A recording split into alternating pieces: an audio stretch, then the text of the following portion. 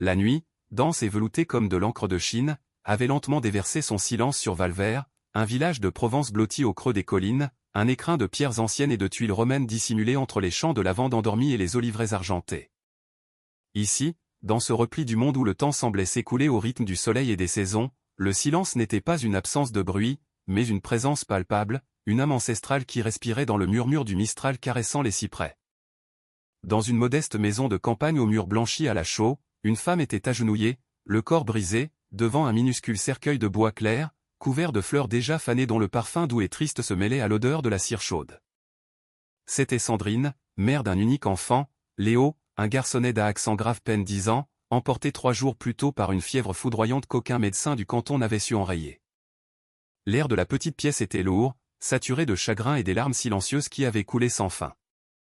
Dans un coin, la flamme d'une unique bougie vacillait, tremblait, comme si elle aussi pleurait, projetant sur les murs des ombres longues et dansantes qui semblaient se moquer de l'immobilité du petit corps. Dehors, le vent nocturne glissait entre les branches des amandiers, produisant un murmure continu, une plainte sourde qui ressemblait à une prière immémoriale. Personne dans la pièce n'osait plus parler, les derniers voisins s'étant retirés sur la pointe des pieds. On n'entendait que les sanglots étouffés de la mère, dont la main tremblante caressait inlassablement le visage de cire de son fils, refusant d'accepter que cette peau autrefois si chaude fût désormais froide comme le marbre, que la ville eût désertée pour toujours. « Sainte Mère » chuchotait-elle d'une voix brisée, un fil de son qui se déchirait dans sa gorge, « pourquoi me l'avez-vous pris ? Il était ma seule joie, mon unique raison de continuer à me lever chaque matin. Si votre fils est mort et a ressuscité, pourquoi le mien ne peut-il pas rouvrir les yeux, juste une fois ?» Les voisins, le cœur lourd et impuissant, s'étaient éclipsés peu à peu, laissant Sandrine seule avec sa douleur et le corps de son enfant. Le curé du village, le père Pierre, un homme bon au visage creusé par les ans, avait tenté de la consoler avec des paroles d'espérance et de vie éternelle, mais elle ne l'avait à peine écouté, ses mots glissant sur son désespoir comme l'eau sur une pierre. Dans son cœur, une bataille terrible faisait rage entre la foi qu'on lui avait enseignée et l'abîme sans fond de la souffrance, entre l'amour infini pour son enfant et le vide béant qu'il laissait derrière lui. Cette nuit-là, lorsque le vieux clocher de l'église égrena lourdement les 11 coups de la nuit, le silence dans la maison devint encore plus épais, presque solide, un poids qui oppressait la poitrine. La bougie devant le cercueil vacilla avec une violence inouïe, comme si un courant d'air invisible et glacial venait de la frapper. Sandrine leva un visage ravagé par les larmes. Un instant, elle pensa que le vent s'était engouffré par une fenêtre mal fermée, mais les rideaux de toile blanche pendaient, immobiles et inertes. C'est alors qu'elle entendit quelque chose qui lui glaça le sang, un murmure si léger qu'il semblait à peine plus qu'une pensée, une prière prononcée par une voix de femme, douce et mélodieuse. D'abord, elle crut que c'était son imagination, un tour que lui jouait son esprit épuisé par le chagrin et le manque de sommeil. Mais le murmure se fit plus clair, plus distinct, empreint d'une tendresse infinie, et il semblait provenir de l'espace juste derrière le cercueil. Le cœur battant à grands coups sourds dans sa poitrine, comme un tambour affolé, elle se releva lentement. Pieds nus sur le sol froid des Taumettes, elle fit quelques pas hésitants, jusqu'à ce qu'elle perçoive une douce lueur, une clarté au ton bleu et or qui ne venait d'aucune source connue, qui semblait naître de l'air lui-même. La lueur grandit, s'intensifia, jusqu'à emplir toute la pièce d'une lumière tiède et réconfortante, semblable à celle d'une aube de printemps. Submergée par une force inconnue, Sandrine tomba à genoux. La bougie s'éteignit d'elle-même, mais la pièce ne fut pas plongée dans l'obscurité.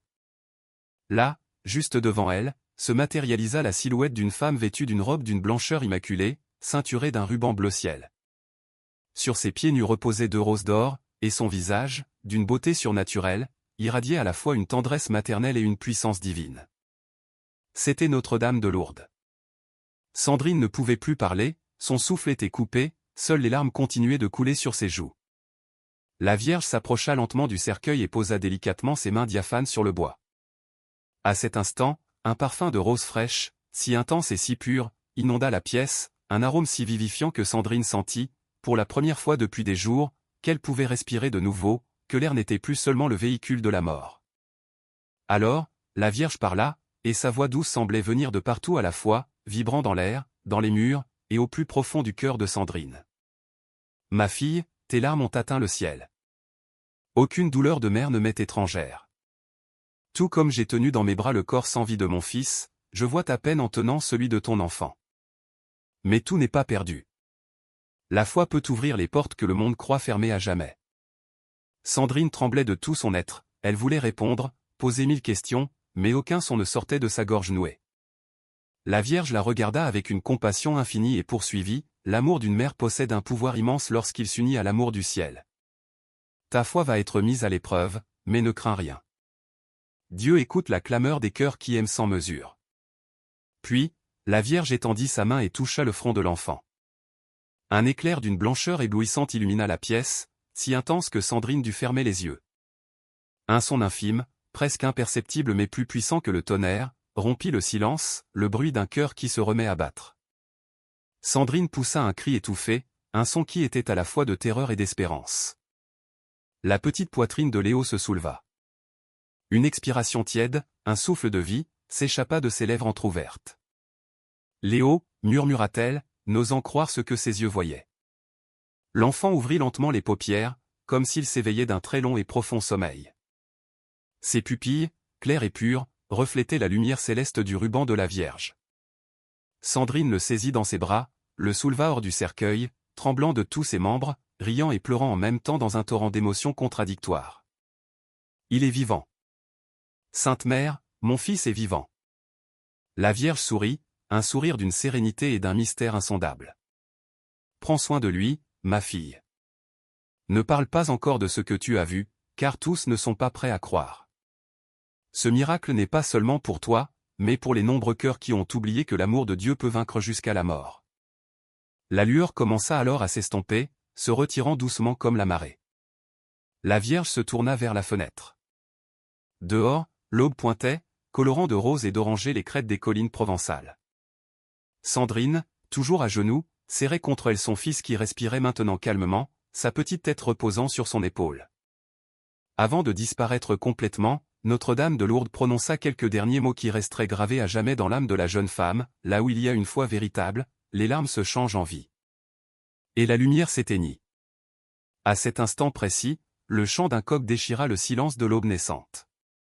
Le village dormait encore, ignorant le miracle qui venait de se produire dans cette humble maison de campagne, où une mère, qui pleurait la mort de son fils unique, venait de le recevoir à nouveau des mains de la Vierge. Le soleil commençait à grimper derrière les collines lorsque les premiers rayons de lumière pénétrèrent par la fenêtre de la maison. L'éclat doré illumina le visage de Léo, qui respirait paisiblement dans les bras de sa mère. Sandrine n'avait pas fermé l'œil de la nuit. Elle craignait que si elle clignait des yeux, tout disparaîtrait, que ce miracle incroyable se dissiperait comme un rêve au lever du jour. Le corps de l'enfant, qui quelques heures plus tôt était rigide et froid, avait maintenant retrouvé sa chaleur, ses couleurs, sa vie. Sandrine le regardait encore et encore, caressant ses cheveux, comptant ses respirations comme on compte les perles précieuses d'un trésor retrouvé. « Merci, ma Sainte Vierge, merci », répétait-elle sans cesse, « merci de m'avoir rendu ce que j'aimais plus que tout. » Dans le silence de la maison, on entendait maintenant les bruits de la vie qui revenaient, le craquement du bois, le chant des premiers oiseaux dans le jardin, le murmure lointain du ruisseau. Tout semblait nouveau, différent, comme si le monde entier s'éveillait en même temps que l'enfant. Soudain, on frappa doucement à la porte. Sandrine, sursautant, couvrit vivement le petit avec une couverture et se leva. En ouvrant, elle trouva le père Pierre, accompagné de Monique, la voisine qui l'avait veillé une partie de la nuit. Il venait lui offrir leur réconfort et l'aider dans les préparatifs de l'enterrement. « Ma fille, dit le prêtre d'une voix douce, le Seigneur vous donnera la force. Aujourd'hui, votre fils reposera dans la paix de Dieu. » Sandrine le regarda avec des yeux rougis par les larmes, mais dans lesquels il n'y avait plus de désespoir, seulement une lumière étrange et sereine. Elle s'écarta lentement et désigna l'intérieur de la main. « Mon père, il n'y a pas d'enterrement à préparer. » Le père Pierre fronça les sourcils, ne comprenant pas. Il avança de quelques pas et, en franchissant le seuil, s'arrêta net. Au centre de la pièce, le petit cercueil était vide. À côté, assis sur le lit, l'enfant souriait, les yeux pétillants de vie. « Mère de Dieu !» s'exclama le prêtre, tombant à genoux, son chapelet glissant de ses doigts tremblants. « Ce n'est pas possible. » Léo le regarda avec douceur et, d'une voix à peine audible mais claire, il dit, « Elle est venue, mon père. La dame au ruban bleu m'a pris la main et m'a dit que je devais revenir, que maman avait encore besoin de moi. » Sandrine porta les mains à sa poitrine, retenant un nouveau flot de larmes. Monique se signa, tremblant de tout son corps. Le prêtre s'approcha de l'enfant, toucha son front, son cou, prit son pouls. C'était réel. Chaleur humaine, respiration, battement de cœur. Il n'y avait aucun doute possible. C'est une œuvre du ciel, murmura le père Pierre. Il n'y a aucune explication humaine. Pendant plusieurs minutes, un silence de cathédrale régna dans la pièce. Seul le bruit du vent et l'arôme de rose qui imprégnaient encore l'air témoignaient du mystère. Finalement, le prêtre se releva, reprit son chapelet et commença à prier d'une voix tremblante, « Je vous salue Marie, pleine de grâce. Bénie soyez-vous, Vierge sainte, Mère du vrai Dieu, pour votre intercession et votre miséricorde. » Sandrine l'accompagna entre deux sanglots, et l'enfant, sans bien comprendre tout ce qui s'était passé, souriait en tenant la main de sa mère. En milieu de matinée, la nouvelle commença à se répandre dans le village comme une traînée de poudre. D'abord les voisins les plus proches, puis les commerçants du marché, et en quelques heures, tout Valvert ne parlait que du miracle. Certains y crurent sans hésiter, leur foi simple et directe ne cherchant pas d'explication.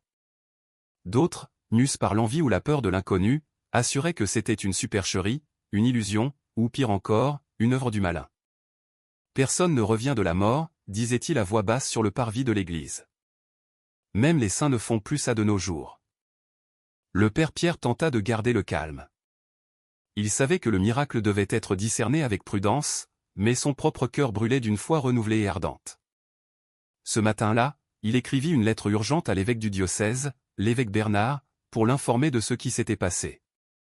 Pendant ce temps, Sandrine restait dans sa maison, ne permettant à personne de toucher l'enfant. Léo dormait profondément, et dans son sommeil, il souriait comme s'il entendait une musique que les autres ne pouvaient percevoir. Cette nuit-là, lorsque le silence recouvrit de nouveau le village, Sandrine fut réveillée par un murmure provenant de la chambre. Elle se leva doucement et s'approcha. L'enfant était à genoux devant la petite table où se trouvait un crucifix et une image de Notre-Dame de Lourdes.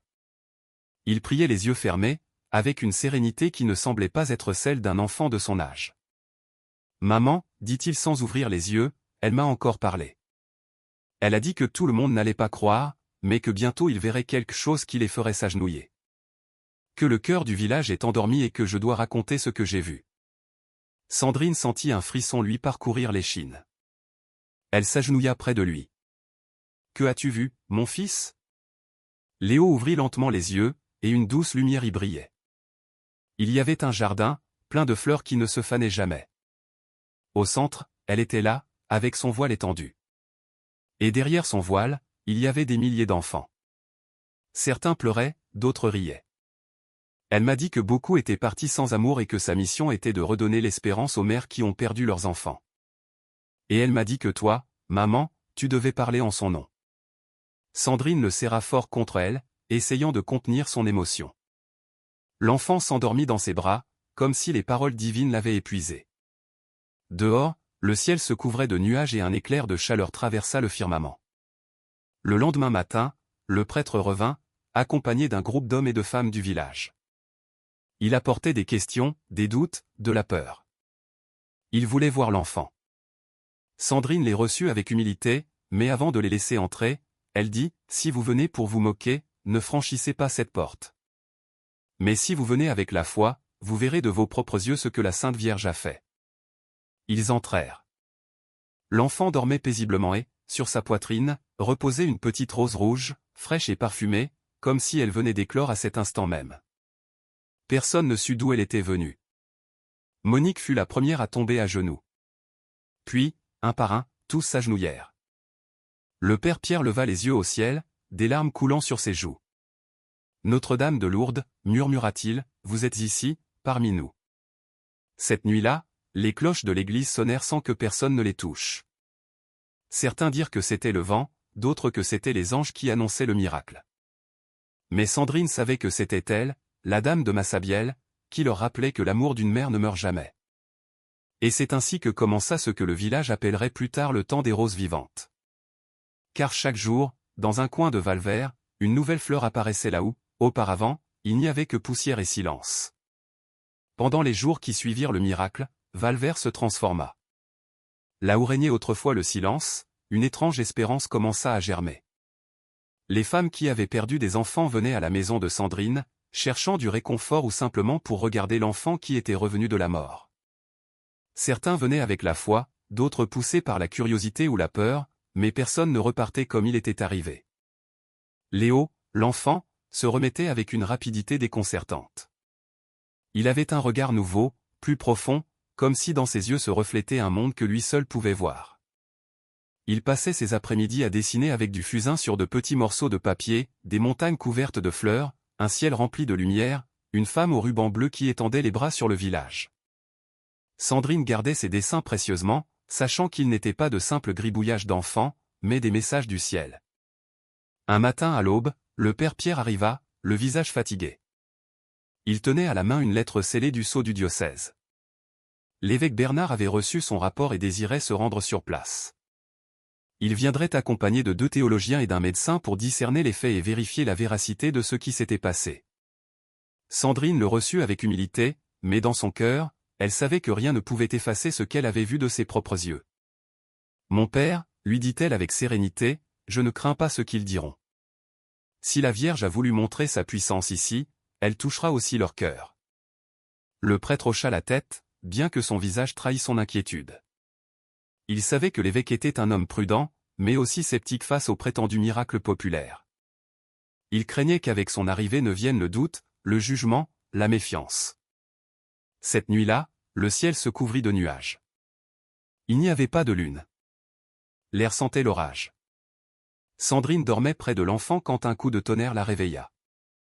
Elle courut fermer les fenêtres, mais en regardant dehors, elle vit quelque chose qui la figea sur place. Sur la colline derrière l'église, une lueur dorée brillait à travers la pluie.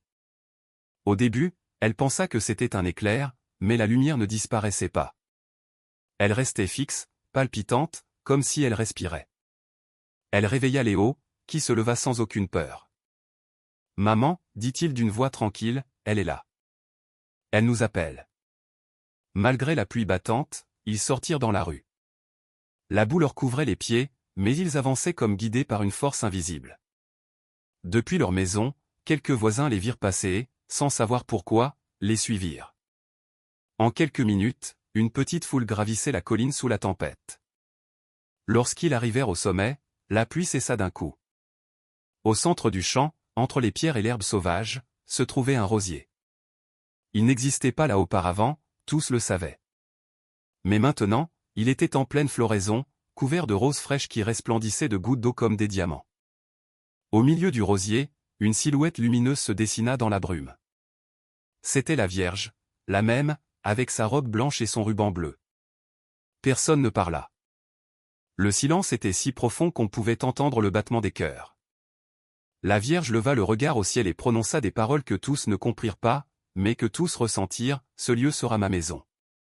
Ici, je guérirai les cœurs qui pleurent. Ici, les mères trouveront la consolation et les enfants égarés reviendront à la lumière. » Le vent souffla, éparpillant des pétales dans l'air. Certains tombèrent sur les visages des présents. D'autres se dissolvèrent dans la pluie. Léo s'avança et toucha le rosier. Dès que ses doigts effleurèrent les pétales, une rafale de chaleur parcourut l'endroit et la silhouette s'évanouit lentement, ne laissant que le parfum des roses. Le lendemain matin, le rosier était toujours là, intact, fleuri. Il ne se fana pas, et le soleil ne le brûla pas. C'était un miracle vivant. Lorsque l'évêque Bernard arriva 3 jours plus tard, tout le village l'attendait. Les villageois, autrefois divisés par des jalousies et de vieilles querelles, s'étaient unis pour le recevoir. L'homme observa tout avec attention, le rosier, l'enfant, la mère. Il ordonna que le médecin examine Léo et que les théologiens écoutent les témoignages. Le docteur, un homme de science, examina l'enfant avec soin, prit son pouls, sa température, puis dit sans quitter Sandrine des yeux, « Il n'y a aucun signe de maladie ni de mort antérieure. Ce corps est aussi vivant que celui de n'importe quel enfant en bonne santé. » Les théologiens interrogèrent le père Pierre et les témoins. Chacun raconta ce qui s'était passé en détail. Aucune histoire ne se contredisait. L'évêque, cependant, restait sérieux, sans montrer d'émotion.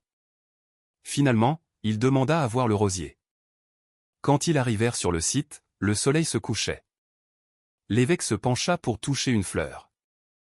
Au moment même où ses doigts effleurèrent les pétales, le parfum devint plus intense et l'air vibra d'une mélodie à peine audible, comme venue d'un cœur invisible. Des larmes jaillirent de ses yeux sans qu'il puisse les retenir.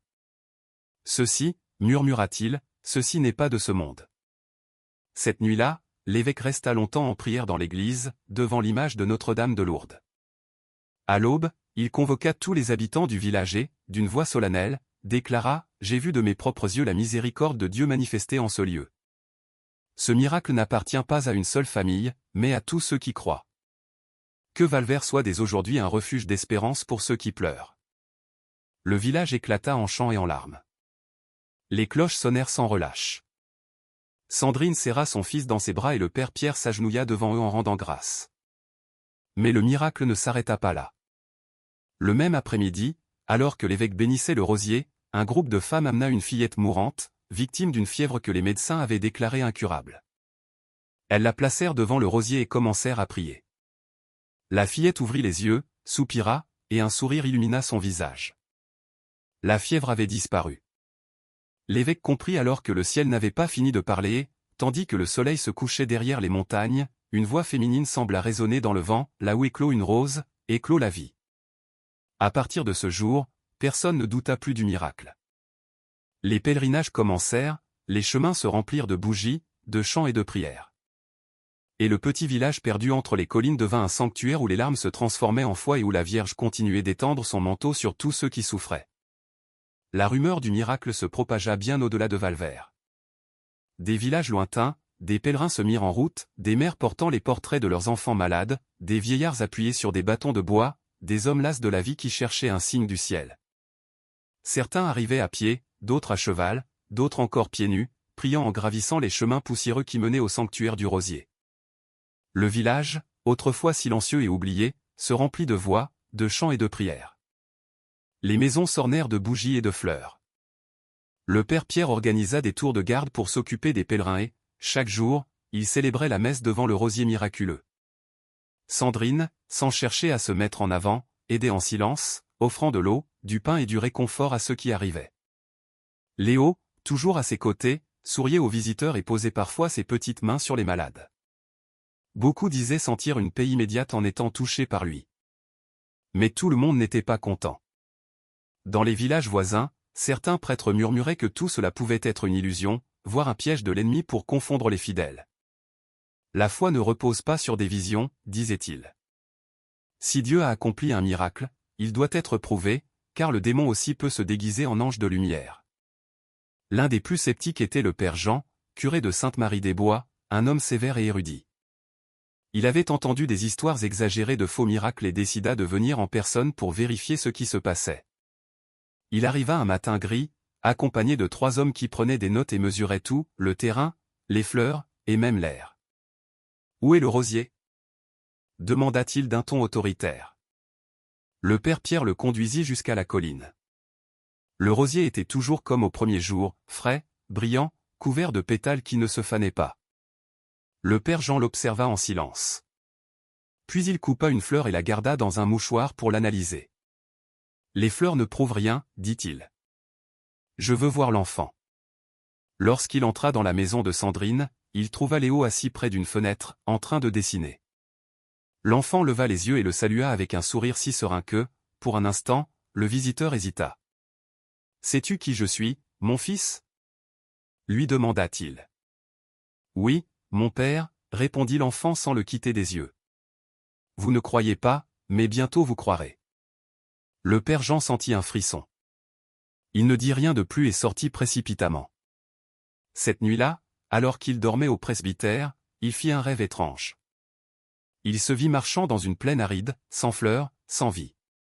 Soudain, une brise douce apporta avec elle des pétales qui tombaient du ciel. Une voix féminine, douce et ferme, lui dit « Pourquoi doutes-tu, alors que je suis ici ?» Il se réveilla trempé de larmes. À l'aube, il se rendit directement au rosier. La fleur qu'il avait coupée la veille était intacte, sans se faner, et exhalait un parfum plus intense qu'auparavant. Il tomba à genoux. À partir de ce jour, il devint l'un des plus fervents défenseurs du miracle. Mais tandis que la foi grandissait, l'envie aussi. Un propriétaire terrien de la région, M. Nicolas Duval, vit ses champs se vider car ses ouvriers agricoles abandonnaient le travail pour se rendre au sanctuaire. Dans son cœur naquit la haine. Si je détruis le rosier, pensa-t-il, cette folie cessera. Une nuit sans lune, il rassembla 2 hommes et ils gravirent la colline avec des torchets. En arrivant, ils commencèrent à arracher les branches et à piétiner les fleurs. Mais dès qu'une des torchets toucha le tronc, un vent violent souffla de la montagne et éteignit toutes les flammes. Une lueur bleue enveloppa l'endroit. Les hommes tombèrent au sol, aveuglés par la lumière, et entendirent une voix qui les fit trembler, « Ne touchez pas à ce que le ciel a béni. » Le feu qu'allume la haine ne peut rien contre la lumière de l'amour. Le lendemain, les 3 hommes apparurent sur la place du village, à genoux, demandant pardon en larmes. Monsieur Nicolas Duval confessa ce qui s'était passé devant tout le monde, et son témoignage amena même les plus sceptiques à plier le genou. Depuis lors, personne ne toucha plus le rosier sans le faire avec respect. Les fleurs se multiplièrent et les malades guérissaient rien qu'en passant à proximité. Une femme aveugle retrouva la vue en effleurant les pétales. Un vieil homme paralysé se remit à marcher après avoir prié le chapelet sur la colline. L'évêque Bernard, apprenant les nouveaux prodiges, envoya des messagers à Rome avec les rapports. Sandrine, cependant, savait que quelque chose de plus grand encore était à venir. Chaque soir, avant de s'endormir, elle sentait une présence près de son lit. Parfois, une brise parfumée faisait bouger les rideaux sans qu'il y ait de vent. Une nuit, elle entendit clairement la voix de la Vierge, « Ma fille, les miracles ne sont pas faits pour être admirés, mais pour éveiller l'amour. Le temps de l'épreuve approche. Ne crains pas si le monde doute. Quand les ombres reviendront, mon manteau vous couvrira de nouveau. » Sandrine frissonna, regarda son fils endormi et comprit que ce don n'était pas seulement pour eux, mais pour tout un peuple qui devait apprendre à croire même lorsque la lumière semblerait disparaître. Et c'est ce qui arriva. Au bout de quelques jours, des rumeurs commencèrent à circuler. Certains disaient que l'enfant tombait de nouveau malade, d'autres que le rosier commençait à se dessécher. L'air se remplit d'inquiétude. Les pèlerins, autrefois pleins de joie, se mirent à murmurer. Le père Pierre organisa une veillée de prière et tout le village se rassembla au pied de la colline, attendant un signe du ciel.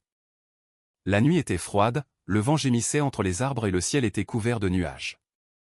Léo, affaibli, fut porté dans les bras de sa mère jusqu'au pied du rosier. Sandrine, les larmes aux yeux, le déposa sur l'herbe et regarda le ciel.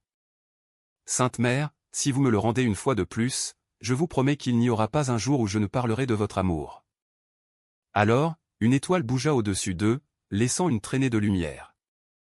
Le parfum de rose remplit de nouveau l'air et, une fois de plus, le manteau bleu descendit sur l'enfant, l'enveloppant d'une lueur que personne ne pouvait regarder directement. La foule tomba à genoux. Les cloches de l'église se mirent à sonner toutes seules et un chœur invisible chanta dans le vent, « Là où il y a la foi, il n'y a pas de mort. Là où il y a l'amour, il n'y a pas de faim. » Lorsque la lumière s'évanouit, Léo respirait avec force, son visage illuminé par la vie. Sandrine l'embrassa en sanglotant et le village entier comprit que ce miracle n'était pas seulement une histoire, c'était une promesse éternelle. L'aube de ce jour-là resta gravée à jamais dans la mémoire de Valvert. Le soleil se leva lentement sur les collines et le brouillard se dissipa comme si un manteau invisible l'avait recueilli. Les cloches de l'église sonnaient toujours, bien que personne ne les touchât, et le parfum de rose emplissait les rues comme une bénédiction se déversant sur tous. Léo, encore faible mais souriant, fut porté jusqu'au temple. Les gens le suivaient en procession, priant et chantant. Les femmes jetaient des pétales depuis les fenêtres et les hommes marchaient pieds nus, le cœur à nu. Personne ne parlait de doute ni de peur. Il y avait une certitude profonde, comme si le ciel s'était uni à la terre pour toujours. À l'intérieur de l'église, le père Pierre plaça l'enfant devant l'autel, sous l'image de Notre-Dame de Lourdes. La lumière qui entrait par les vitraux se projetait juste sur lui, baignant son visage de tons doré et bleu. Le prêtre éleva la voix, « Mes frères, nous avons été les témoins de ce que les livres ne racontent que des temps anciens. La mère du ciel a montré sa puissance au milieu de nous. Ne l'oublions jamais. Le miracle n'est pas dans les roses ni dans la lumière, mais dans la foi qui renaît dans chaque cœur. » Léo leva le regard vers l'image. Une larme roula sur sa joue, mais elle n'était pas de douleur. Il étendit les mains et, d'une voix sereine, parla au peuple. Personne ne lui avait enseigné ces mots, mais tous comprirent qu'ils ne venaient pas de lui. La mère m'a dit que son manteau couvrira cette terre tant qu'il y aura de l'amour entre vous. que chaque larme versée pour un enfant sera recueillie dans son cœur. N'ayez pas peur de la mort, car la vie ne se termine pas là où commence l'amour. Ce lieu sera appelé la maison des roses vivantes, et quiconque viendra avec la foi y trouvera la paix. Le silence devint absolu. Personne ne respirait. Certains pleuraient ouvertement, d'autres tombaient à genoux. Le père Pierre se couvrit le visage de ses mains, submergé par la présence qui remplissait le temple. À cet instant, l'image de la Vierge sembla briller avec plus d'intensité et une rafale de lumière descendit d'elle jusqu'au sol. Un manteau de pétales tomba sur l'enfant et sa mère. Les pétales ne se fanaient pas. En les touchant, ils émettaient une douce lumière, comme s'ils gardaient en eux l'éclat du ciel. Sandrine les ramassa avec soin, sachant que chacun était un symbole de la promesse divine. Ce jour-là, l'évêque Bernard revint, accompagné de centaines de pèlerins.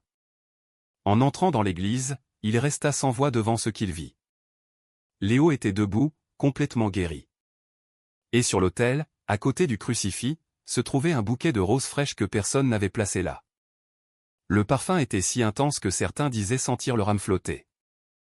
L'évêque tomba à genoux et dit à haute voix, « Je déclare, au nom de la Sainte Église, que ce qui s'est passé ici est l'œuvre de Dieu par l'intercession de la très sainte Vierge Marie. Que ce lieu soit consacré comme sanctuaire pour toutes les mères qui pleurent, pour tous ceux qui cherchent l'espérance. » Les cloches sonnèrent de nouveau et le village éclata de joie. Certains s'embrassaient, d'autres chantaient, d'autres encore regardaient simplement le ciel, les yeux remplis de lumière. Cette nuit-là, la colline du Rosier s'illumina sans feu ni torchée. De loin, les voyageurs voyaient une clarté qui semblait venir du sol. En s'approchant, ils découvraient que c'étaient des milliers de lucioles posées sur les fleurs, formant une lueur semblable à un manteau étoilé. Sandrine et Léo montèrent ensemble jusqu'au sommet. L'enfant prit la main de sa mère et montra le ciel. « Regarde, maman, elle est là. » Entre les nuages, une silhouette lumineuse se dessina à peine un instant, la silhouette de la Vierge, les bras ouverts, regardant le village. Une brise chaude souffla et l'air se remplit du murmure de milliers de pétales tombant comme une pluie. Depuis lors, chaque année, le jour de la fête de l'Assomption, Valvert s'habille de fête. Des milliers de pèlerins arrivent avec des fleurs, des bougies et des prières. Certains cherchent des miracles, d'autres viennent simplement remercier. Et tous, sans exception, ressentent la même paix en foulant le sol de la colline où une mère pleura devant le cercueil de son fils, et où Notre-Dame de Lourdes lui rendit la vie. On dit que dans les nuits calmes, quand le vent souffle des collines, on peut encore entendre une voix féminine chanter parmi les roses, là où la foi germe, la vie jaillit. Là où l'amour fleurit, l'éternité demeure. Et ceux qui entendent ce chant savent qu'ils ne sont pas seuls, car sous le manteau de la mère, même la douleur devient un miracle. Les années ont passé. Les collines qui entourent Valvert sont toujours les mêmes, couvertes de pins et de garrigues, mais l'air ne garde plus le silence d'autrefois. Chaque aube apporte avec elle le murmure des prières, le chant des pèlerins qui arrivent de terres lointaines en quête de réconfort. Le chemin pavé qui mène au sanctuaire est bordé de fleurs qui poussent sans cesse, même dans les hivers les plus rudes. Les anciens disent que ces fleurs sont les filles du premier rosier miraculeux et que leurs racines s'étendent sous le sol comme des veines vivantes qui portent la grâce à toute la vallée. Au centre du village s'élève maintenant une église blanche, simple et belle, construite sur l'ancienne chapelle. Dans l'autel principal, derrière une vitre de protection, repose le bouquet de pétales lumineux qui est tombé du ciel ce matin béni. Les fidèles qui s'approchent assurent qu'il dégage encore le même parfum de roses fraîches, comme si le temps n'avait aucun pouvoir sur eux. Sandrine vieillit en paix. Ses mains, autrefois tremblantes de douleur, devinrent fermes en s'occupant du sanctuaire. Elle ne parla jamais d'elle-même, ni ne voulut être considérée comme une sainte. Elle disait toujours, « Je n'étais qu'une mère qui pleurait. » C'est la Sainte Vierge qui a écouté. Léo grandit, entouré de foi. Il devint un jeune homme humble, serein, au regard profond. On le voyait souvent à l'aube, priant devant le rosier originel qui fleurissait toujours. Beaucoup le considéraient comme un élu, mais il répondait seulement, « Si la mère m'a rendu la vie, c'est pour que je l'utilise à aimer et à servir. » Avec le temps, le miracle de Valvert devint connu dans tout le pays. Les malades arrivaient en caravane, certains sur des civières improvisées, d'autres marchant à genoux. Les nuits de prière étaient longues et douces. Sur les collines, les lumières des bougies formaient une rivière dorée qui semblait monter jusqu'aux étoiles. Le père Pierre, devenu âgé, disait souvent pendant ses messes, « Dieu a choisi ce petit coin pour nous rappeler que les grands miracles naissent des cœurs qui savent pleurer avec foi. » Et chaque fois qu'il prononçait ces mots, une brise douce parcourait le temple, faisant bouger les fleurs de l'autel comme si la Vierge elle-même approuvait chaque phrase. On raconte qu'une aube, Sandrine quitta ce monde en silence. On la trouva agenouillée devant le rosier, un sourire aux lèvres et les mains jointes en prière. Autour d'elle, des centaines de pétales s'étaient détachés des branches, la recouvrant comme un manteau. Il n'y avait pas de tristesse dans l'air, mais une paix profonde, lumineuse. Léo, les yeux pleins de larmes, se pencha près de sa mère et pria. Alors le parfum de rose devint si intense que le ciel sembla s'ouvrir un instant. Une lumière descendit, les enveloppant tous les deux, et beaucoup de ceux qui étaient présents affirmèrent avoir vu la silhouette de la Vierge étendant son manteau sur eux. Le corps de Sandrine fut enterré près du rosier. Depuis, chaque année, le jour de sa mort, les fleurs s'épanouissent avec plus de force et dégagent une lueur ténue pendant la nuit. Certains disent qu'à ces aubes, on entend sa voix prier l'Ave Maria entre les arbres. Des décennies plus tard, le sanctuaire devint un lieu sacré reconnu par l'Église. Des milliers de pèlerins s'y rendent chaque mois d'août, apportant des lettres, des photographies, des promesses. Personne ne repart sans avoir reçu quelque chose, une guérison, une réponse, une larme transformée en espérance. Et quand le soleil se couche derrière les montagnes, les clochers s'illuminent de la dernière lueur du jour et l'air se remplit d'une rumeur qui semble venir du ciel. Ce n'est ni le vent ni un chant humain. C'est un murmure qui répète les mêmes mots qui ont changé l'histoire du village, là où il y a la foi, il n'y a pas de mort. Là où il y a l'amour, il n'y a pas de faim. Je suis la mère de tous. Les pèlerins s'arrêtent, lèvent leurs bougies et la vallée entière se couvre d'une clarté bleue, comme si le manteau de la Vierge descendait une fois de plus pour les étreindre. À cet instant, le miracle se produit à nouveau, non pas dans les corps, mais dans les cœurs. Car Valvert n'est plus seulement un lieu sur une carte, mais un rappel vivant que l'amour d'une mère peut ouvrir les portes du ciel. Et ainsi, sous le manteau éternel de Notre-Dame de Lourdes, les larmes continuent de se transformer en vie et les roses en éternité. Le temps, ce fleuve silencieux qui efface presque tout, ne put effacer le miracle de Valvert. Les décennies passèrent, les routes changèrent, les automobiles, les téléphones, les lumières électriques arrivèrent, mais chaque soir, lorsque le vent soufflait des montagnes, les villageois sentaient encore le parfum des roses et l'écho des cloches qui sonnaient toutes seules. Léo, devenu vieux, vivait dans une petite chambre attenante au sanctuaire. Ses cheveux étaient blancs, sa voix douce, mais son regard avait gardé la même clarté que lorsqu'il était enfant. Chaque matin, il s'asseyait devant le rosier originel, celui qui ne s'était jamais fané, et passait des heures en prière. Les pèlerins qui arrivaient le reconnaissaient et s'approchaient avec respect. « C'est vous, l'enfant du miracle ?» lui demandait-il. Il souriait et répondait avec simplicité, « Le miracle, ce n'était pas moi, mes enfants. Le miracle, c'était la foi d'une mère et la miséricorde de la Vierge. Je ne suis que le souvenir de ce que le ciel a voulu enseigner. » Au fil des ans, son témoignage devint une consolation pour des milliers de personnes. Il y avait dans sa voix quelque chose qui ne pouvait s'expliquer par des mots, un calme qui dissolvait la peur, une lumière qui ne se voyait pas avec les yeux, mais avec l'âme. Beaucoup disaient que parler avec lui, c'était comme prier. Un après-midi doux, alors que le soleil dorait les pierres du temple et que les cloches appelaient à la messe, Léo sentit que son cœur commençait à se fatiguer. Il appela le nouveau prêtre du sanctuaire, le frère Lucas, un jeune prêtre qui s'occupait de lui comme d'un grand-père. « Mon fils, lui dit-il avec sérénité, mon heure est venue. N'aie pas de tristesse. Ce qui vient n'est pas la fin, mais le retour. » Le frère Lucas tenta de retenir ses larmes, mais Léo l'arrêta d'un geste. « Je veux que tu écoutes ma dernière confession, murmura-t-il, non pas de péché, mais de gratitude. » Le vieil homme prit entre ses mains un petit carnet. Les pages étaient jaunies, remplies d'une écriture délicate. « Ici, j'ai laissé ce que j'ai vu, ce que j'ai senti, ce que la Vierge m'a dit quand elle m'a rendu la vie. Garde-le et un jour, lis-le au peuple pour qu'il n'oublie jamais que la foi ne meurt pas avec les hommes. » Puis il leva les yeux vers l'autel et murmura, « Mère, si un jour mes yeux se ferment, que ce soit sous votre manteau. Si ma voix se tait, que mon témoignage parle. » Le frère Lucas le bénit. Léo ferma les yeux et respira profondément. Un rayon de lumière douce, comme celle de l'aube, se filtra par la fenêtre et illumina son visage. Et à cet instant, sans douleur ni ombre, son âme s'en alla comme une brise parfumée vers le ciel. Le prêtre pleura en silence. Dans l'air, le parfum de rose redevint présent, aussi intense que la nuit de sa résurrection. Sur la poitrine du vieil homme, une seule rose avait éclos, fraîche, vivante, là où son cœur avait battu pour la dernière fois. Quelques jours plus tard, le village entier accompagna son corps jusqu'à la colline du Rosier pour l'enterrer à côté de sa mère. Lorsque la première pelletée de terre tomba sur le cercueil, le ciel se couvrit de nuages, mais pas d'obscurité. Une pluie de pétales descendit sur tous, légère, interminable. Personne ne parla. Certains riaient entre leurs larmes, d'autres disaient sentir une présence maternelle les étreindre. Ce soir-là, dans le temple, le frère Lucas lut à voix haute le carnet du vieil homme. Ces mots étaient simples, mais chaque phrase avait la force d'une prière. Moi, Léo de Valvert, je témoigne que l'amour de la Vierge ne connaît pas de limite. J'ai vu la mort et j'ai vu la vie. J'ai vu les larmes de ma mère se transformer en espérance et j'ai compris qu'aucun miracle n'est pour une seule personne. Chaque grâce que le ciel accorde est pour réveiller la foi endormie du monde.